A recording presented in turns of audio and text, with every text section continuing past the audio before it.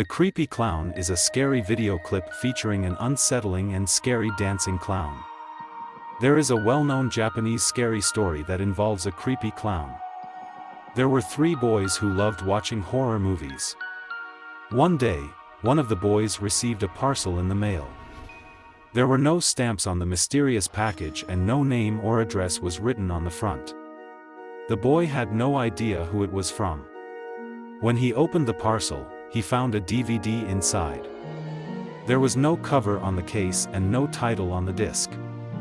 He thought his friends might be playing a joke on him, so he took the DVD and went out to meet the other boys. When he arrived at their house, he asked them about the mysterious DVD. But they said they had nothing to do with it. They invited him inside to watch it and see what was on it. When they sat down on the sofa and pressed play on the DVD player, they were surprised at what they saw on the screen. There was a creepy clown standing in a room. There was a bed on his left and a closet on his right. He was holding 2 red balloons and staring into the camera.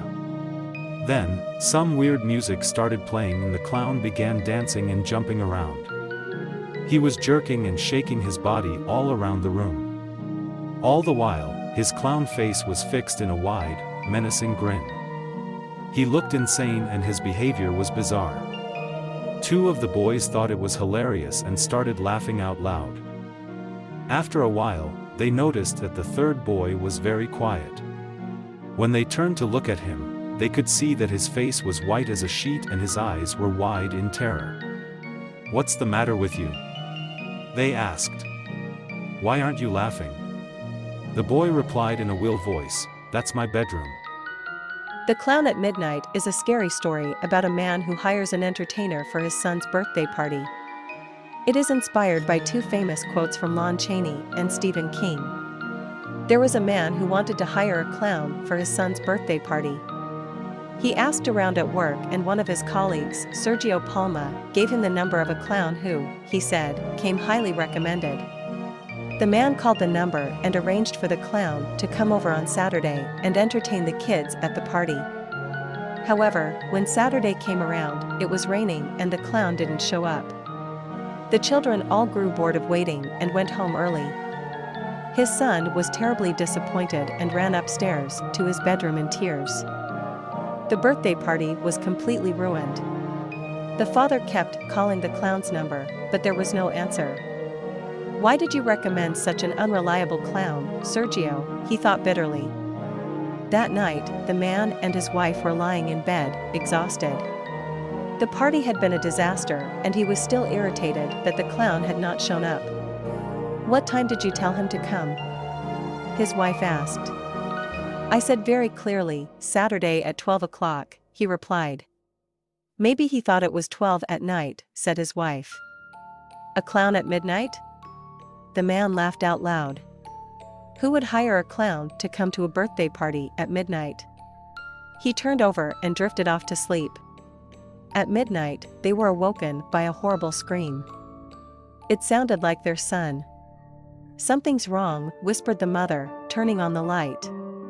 "Stay here," said the man, jumping out of bed. "I'll check on him. Maybe he's just having a bad dream." He stepped into the hallway and immediately stopped in his tracks. There was a trail of muddy footprints on the floor. A clown, thought the horrified father. A clown at midnight. And then, without knowing why, he remembered something about Sergio Palma, his friend from work who had recommended the clown. Sergio had 2 sons, but one of them had died not long ago, under mysterious circumstances. He had never discussed it with Sergio himself for obvious reasons, but rumors had spread around the office that, after several days of intense searching, Sergio's son had been found dead in the woods. Why had he remembered that just now? With a shaking hand, the father reached out and opened his son's bedroom door. The room was empty. The bed was unmade and the window was wide open. There were traces of mud on the carpet. The man let out an anguished howl and ran out of the house. His wife followed him. He started calling his son's name over and over. The neighbors turned on their lights and came out to see what was wrong. "Someone has kidnapped my son." the man cried. It was a clown. One of the neighbors called the police, and a few minutes later, several squad cars arrived. They immediately spread out and started searching the area for the missing boy. Just then, the man received a phone call. It was his colleague Sergio Palma. He was crying. Between babbles and sobs, Sergio tried to apologize for what he had done. "What did you do?" cried the father. "What did you do? Where is my son? Who was that clown you told me to hire?" "I don't even know," Sergio whispered, his voice barely audible. "I don't even know if he's human. But I know he is hungry. Always hungry. Hungry for more victims.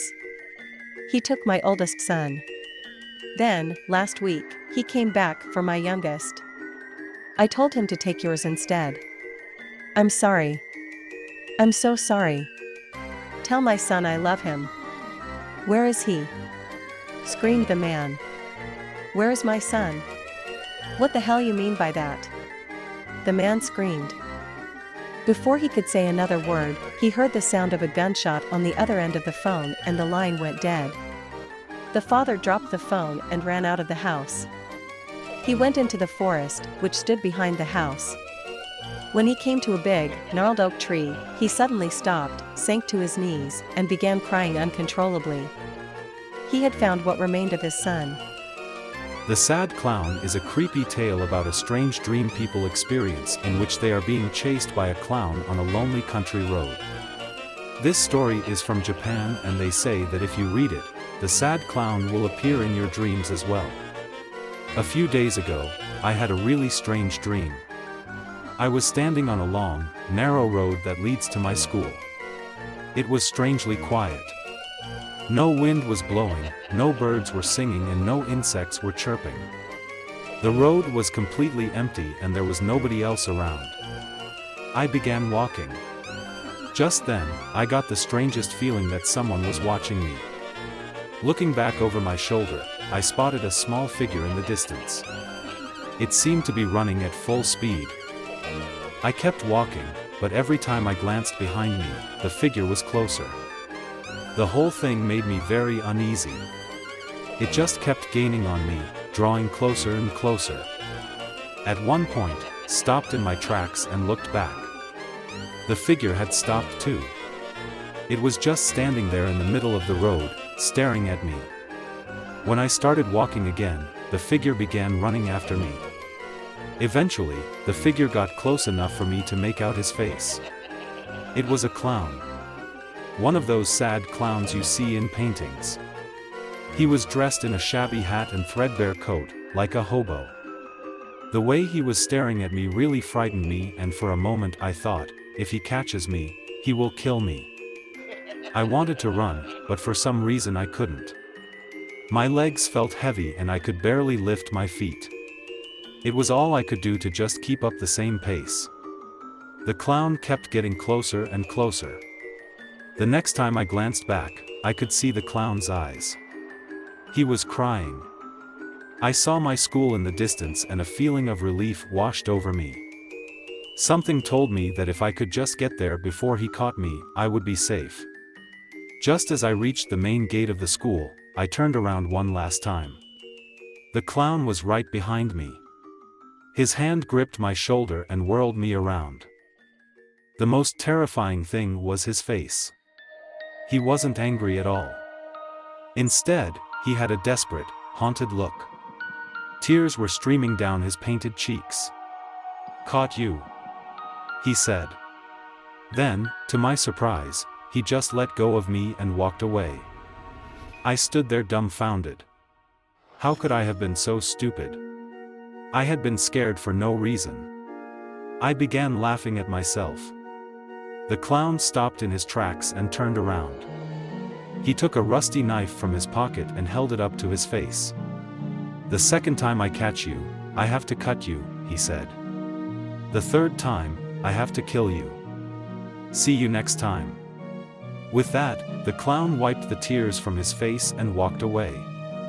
I woke up in a cold sweat. Ever since I had that dream, I've been too terrified to go to bed. For days, I've been filling up on coffee and Coca-Cola, trying desperately to stay awake. I don't dare to shut my eyes for even one moment. I'm afraid I might fall asleep. And if I dream, I know the clown will be there waiting for me. The clown costume is a scary story about a teacher who has problems with the students in his class and keeps seeing a strange man in a clown suit. There was a teacher who hated his students. He hated the way they dressed, their odd hairstyles, and their bad language.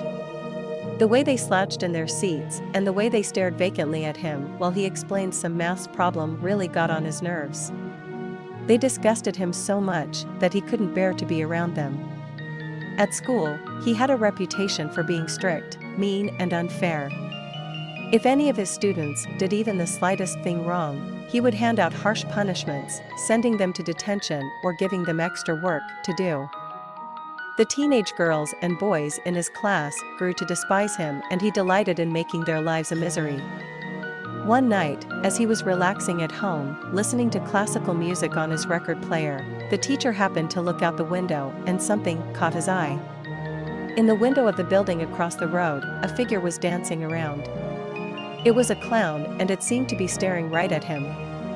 Unnerved, he quickly closed his curtains and tried to forget about it. The next day, at school, his students were irritating him more than ever. When his back was turned, they would make funny noises to embarrass him. One time, when he sat down at his desk, somebody made a noise. It drove him crazy that he couldn't figure out which of the teenagers was doing it. That night, he was at home, reading a book, when he glanced out the window. He saw the clown again. It was dancing around in the same window, waving its hands like a crazy person. When it caught his attention, it reached down and picked something up. It was an axe. As the teacher watched in astonishment, the clown began waving the axe around like a mental patient. It was leering at him with a grotesque grin on its face. The teacher jumped out of his chair and quickly drew the curtains. He thought about calling the police, but what would he tell them? The clown hadn't done anything illegal. Not yet anyway. The police probably wouldn't even believe him. They would just think he was crazy. He decided to put it out of his mind. The next day, in school, the students were all staring at him silently. He wondered what they were up to. When he sat down at his desk, he found out. They had placed a pin on his chair. He jumped up, screaming in pain and clutching his buttocks. The teenagers burst into laughter. "That's it!" the teacher shouted. "Detention for everyone. You won't be laughing this evening when you're going home 2 hours late." That night, the teacher was at home, watching a documentary on TV. He happened to look out his window and saw some teenagers gathered across the road. He recognized them as students in his class, and they were spray painting graffiti on the wall opposite him. He had no doubt that the graffiti was about him. It made him seethe with rage. He reached for the phone to call the police. Just then, he spotted a figure hiding around the corner. It was the clown. He was holding an axe in his hands and chuckling to himself. He was just a few feet away from the unsuspecting teens. All of a sudden, the teacher was overcome with horror. He had no idea what the clown intended to do, but he suspected it was something terrible. He had to warn the students. He rushed out of his apartment, bounded down the stairs, and ran out into the street. "Watch out! Watch out!" he cried desperately, but he was too late. He could only watch helplessly as the clown attacked his students. He heard their terrified screams as the clown hacked at them with his axe. The teenagers tried to run, but there was no escape. They were cornered, and the clown swung his axe, hacking and chopping and slicing, showing no mercy.